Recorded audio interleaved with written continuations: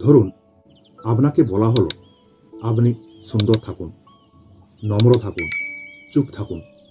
আপনার বুদ্ধি, আপনার যুক্তি, আপনার মতামত এসব তেমন জরুরি না।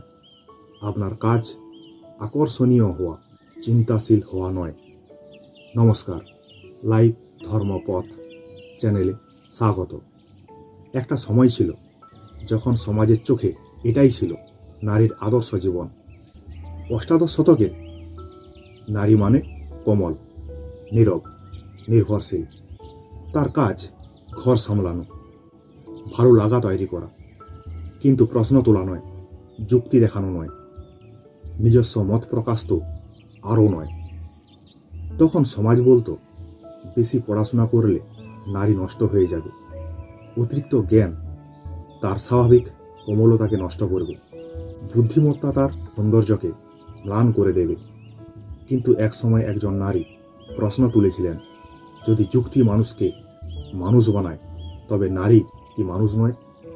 এই প্রশ্নটাই ছিল বিপ্লব। তিনি বলেছিলেন, সমস্যাটা নারীর নয়, সমস্যাটা ব্যবস্থার।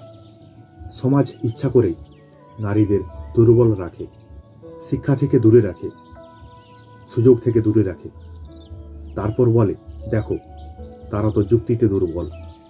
এটা যেন কারো পা বেঁধে রেখে বলা, তুমি দৌড়াতে পারো না। তিনি করুণা চাননি, তিনি বলেছিলেন, আমাদের দয়া করুন। তিনি বলেছিলেন, আমাদের মানুষ হিসাবে দেখুন, আমাদের যুক্তিকে স্বীকার করুন, আমাদের চিন্তাকে সম্মান করুন।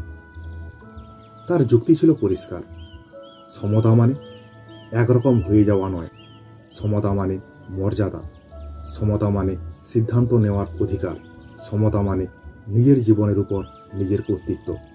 তিনি বলেছিলেন, বিবাহ যদি কেবল নির্ভরতার সম্পর্ক হয় তবে সেখানে স্বাধীনতা থাকে না, সেখানে একজন কেবল অন্যজনের উপর নির্ভরশীল, সেখানে পারস্পরিক সম্মান জন্মায় না। তার মতে একজন নারী যদি নিজের আয় না করতে পারে, নিজের চিন্তা প্রকাশ করতে না পারে, নিজের চরিত্র গড়ে তুলতে না পারে, তবে সে কখনো পূর্ণ নাগরিক হতে পারবে না। তার কথা শুনে অনেকে বিরক্ত হয়েছিল, অনেকে বলেছিল, এভাবে ভাবলে সমাজ ভেঙে পড়বে।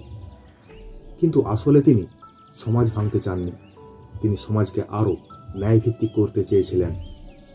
সময় বদলেছে, 2 শতাব্দী পেরিয়ে গেছে।